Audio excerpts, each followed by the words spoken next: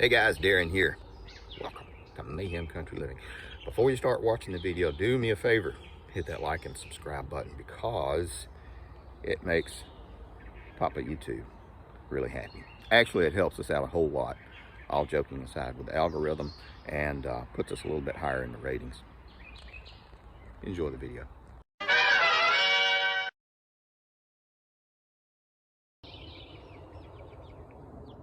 Hey guys, Darren here. Welcome to Mayhem Country Living.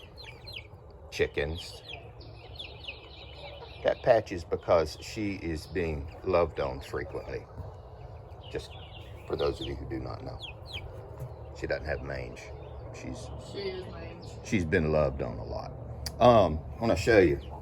When it rains, it pours 1, 2, 3, 4, 5 hens. Six. That's great. That are all going broody. It's not like we need the eggs, but holy cow. So we're about to have a mass laying and hatching. Ow! Just wanted to show you this. I've never had this many go broody all at once. No, we've never had hens go broody, but the silky. Yeah, pretty much. And so what we're doing is we're just kind of still waiting on my hay guy. He was supposed to have been here Monday, but he was returning from a mission trip in Alaska. That's a pretty good excuse. So what we're doing now, I'm going to show you. And I did some video shorts, but I wanted to show you. These are our zucchini. This is the electroculture coil. This larger ones are supposed to do larger areas, but directly, I just stuck it there for the heck of it. But you'll notice the difference. And those guys are maybe 18 inches tall, and this one is double everything. Height, breadth, everything. What else is going on? We got tomatoes all over the place, and I have so many, I put down hay, and I just let them vine. Because I've got the room to do it. I know it's not ideal. Watermelon, watermelon, watermelon. Tomatoes and beans mixed together. I am beginning to have a problem with mealybugs. So we're going to have to address that. Basil, some other stuff, pollinating attractors. What else? The cucumbers. I'm trying to train those guys to go straight up. The nice thing about having good dirt is that you get fungal growth, and that is actually something I want. So that's one of my random okras, all kinds of different flowers. I'll show you this nice big pepper that's coming in. And that is some kind of, it's a cayenne. I've never seen one quite that big. But these things are all coming in great.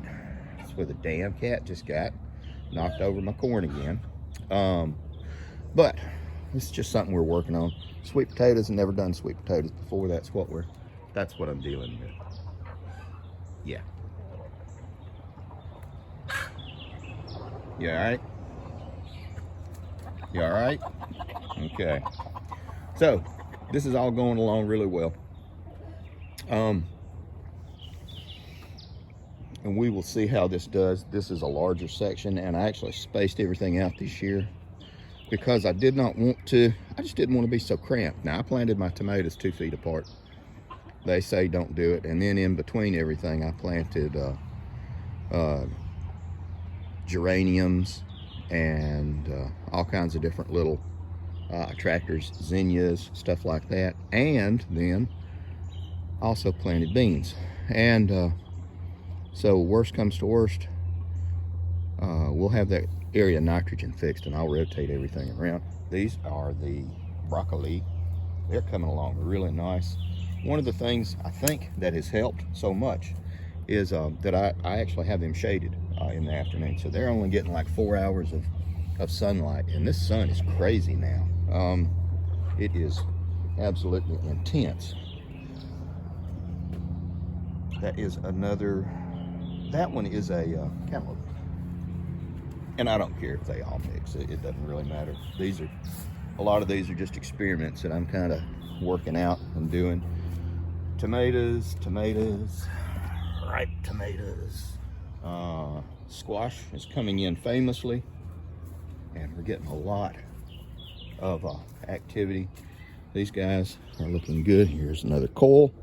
And so we're just seeing, you can see some of the mites developing. So I'll have to get some oil.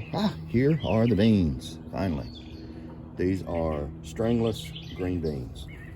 Stringless green beans. I was beginning to wonder what was happening with my beans. And they're all through here. My wife said don't do this again because she's scared to pick. I don't care.